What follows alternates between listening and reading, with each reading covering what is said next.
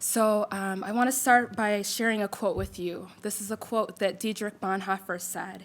He said, "Let him who cannot be alone beware of community, and let him who is not in community beware of being alone."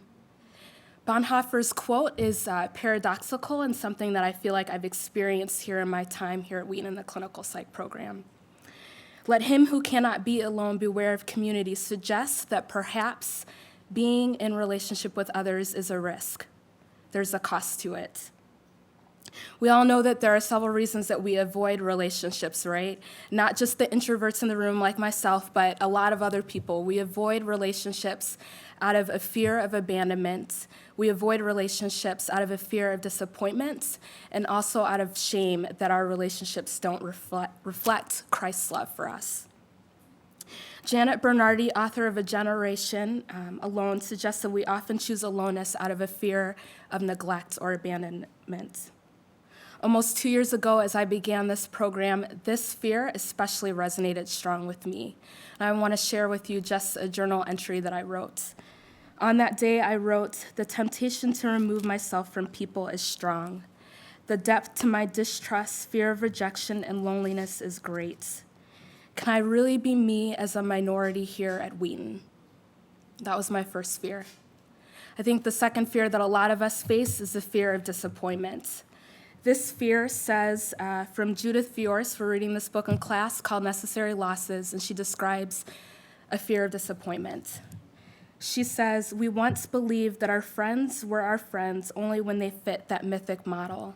That Saved by the Bell model that whenever I needed a friend, no matter what time of trouble, they would be there for me. But growing up means giving up that view."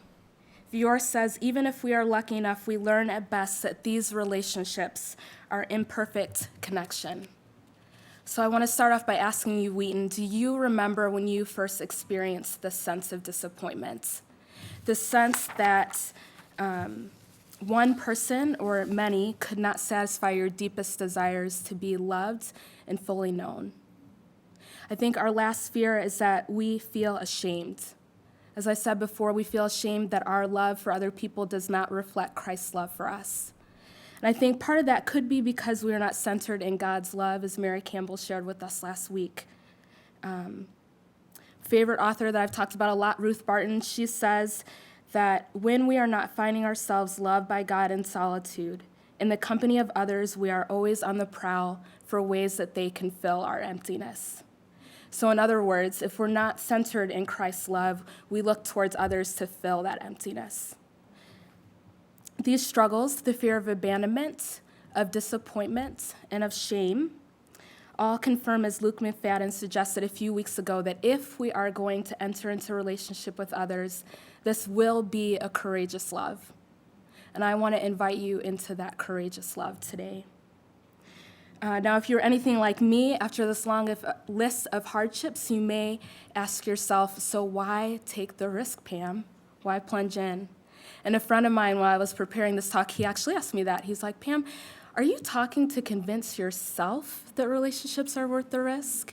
And the answer is yes. But it's also to convince you guys as well. I think that in this time, I want to be able to provide hope and encouragement that relationships are worth the risk, even though it comes with some joy and it comes with some pain. So we're going to look at a story in the Bible that kind of explains this view of joy and of pain. And the characters in this story are a mother and a daughter-in-law.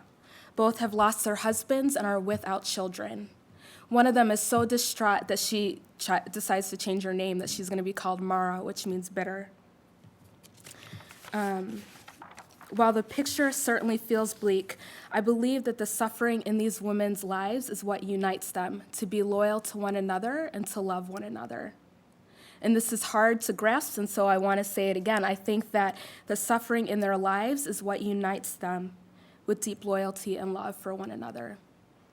So for the Bible scholars in the room, if you haven't guessed already, the story I'm talking about is between Ruth and Naomi.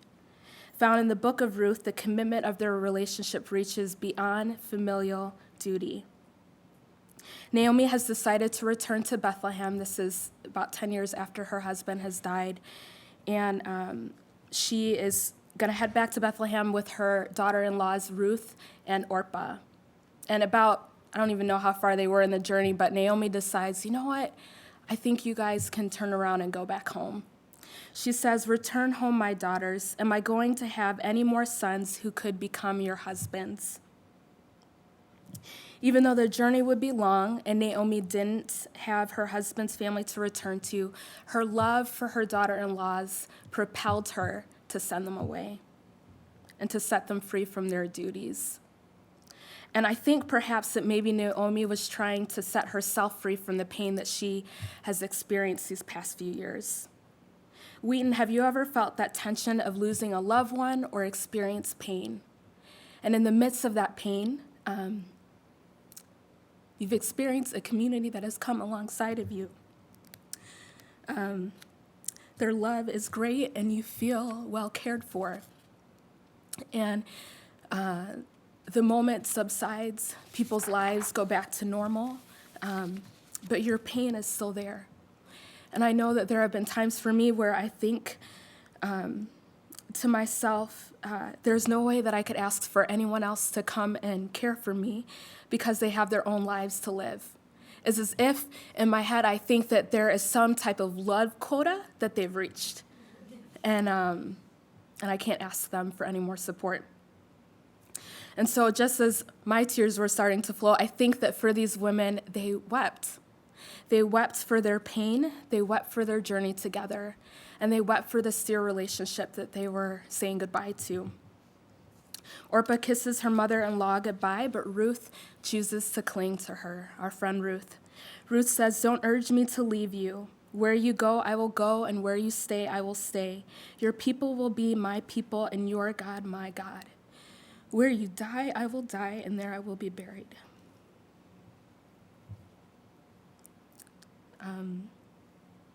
May the Lord deal with me, be it ever so severely, if anything but death separates you and me. Ruth's commitment to her mother-in-law went beyond the call of duty. Some may say that this was an act of selfless love, especially because she had the opportunity to go back home and be with her parents, to be in the same community, and perhaps to even get married again. She was leaving all those things behind and choosing to identify with Naomi's suffering, with her people, and with her God. And for that, I think she also chooses the suffering that can come for her as a Moabitess who is going into the land of the Israelites. See, in the days of Judges, Eglon, the king of Moab, had oppressed the Israelites. So over 18 years, they experienced suppression. And I imagine that there's some potential tension that still exists between these two communities. So more than any other time in Ruth's life, being a Moabitess was not something that she could check at the door or leave behind or pretend that this was not who she was. I wish I could say that when we enter into a relationship with others, that all of ourselves will be accepted. Our personality, our temperament, our age, our ethnicity, our gender, our class, are parts of ourselves that our counseling field likes to talk about that we should not worry might be devalued in our relationships with others. That while we give of ourselves, we do not have to lose ourselves fully. I think that this is why this talk is so personal to me, because I think that to be fully myself in the company of others that are different than me is still part of my journey. Unfortunately, we don't have the opportunity to hear from Ruth's thoughts in this. What we see is that she is loyal to Naomi, and God's favor rests upon her. Commentary suggests that Ruth experienced favor because of a couple things. First, because she decided to go with Naomi.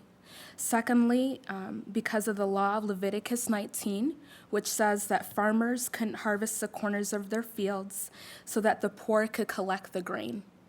And that was what Ruth did when she got into Bethlehem. She gleaned the fields. And this, I think, is the last favor, although there's many more that follow that Ruth experienced, which is that she got to glean in the field of Boaz. Boaz, as many of you know, is a wealthy kinsman of the husband of Naomi. With the favor of Boaz and ultimately God, Ruth is given protection against the men who are working in the field. She's given water to drink from the water jars, and she's also given bread and wine to drink. Twice she notices that the favor has rested upon her, especially as her being a foreigner, and so she says, "Why have I found such favor in your eyes that you notice me, a foreigner?" I imagine that if Ruth ever experienced the pain or even fear of being a foreigner in this community, this experience with Boaz and his workers, was healing. While I struggle in my own pain to believe this fully, I think a statement that my Pastor Peter, has said is true. If it is community that has hurt you, then it is community that will heal you. And to say it again, because I don't totally believe it all the time, if it is community that has hurt you, then it is community that will heal you. Again, going back to the story, Ruth asks twice why this favor and this healing rests upon her. And Boaz states that his favor should rest upon her because she has decided to live with Naomi, because she's decided to leave her parents behind and to move to a land where she is not known by others. Boaz says, "May the Lord repay you for what you have done. May you be richly rewarded by the Lord, the God of Israel, under whose wings you have come to take refuge." And the Lord does repay her by giving her a relationship with himself, God, by giving her a relationship with Naomi, and a relationship with Boaz too.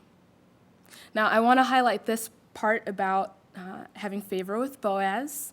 For those of us who are single in the room and struggle with that, I want to be clear in saying that I don't think that when we commit to being in a relationship, that it will ultimately mean that we get married, although it's something that I want.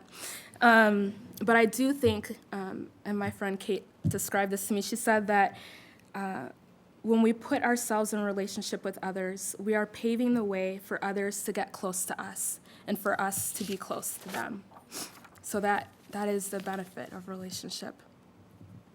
In the end, I think the story of Ruth and Naomi offers an authentic picture of joy as well as pain. We see that relationship offers a reward of God's blessings as well as his healing.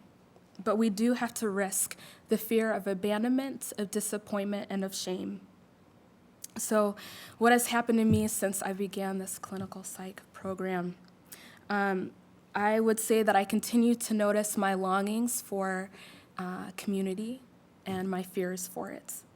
I would also say that this might be because of our professors' desire to instill in us a value for collaboration and for support. And maybe that's what has heightened my sense for a desire for community, but it is there. I want to describe in a specific instance just that there was a time when I felt devalued by a client that I was working with, and I really felt like it was this cohort who kept me. And it was the mentor relationships of others that reminded me that God weeps alongside of me. I think that this is what Ruth Barton describes as a purpose of journeying together. She says that we are to listen to one another's desires for God, to nurture that desire in each other, and to support one another in seeking a way of life that is consistent with that desire.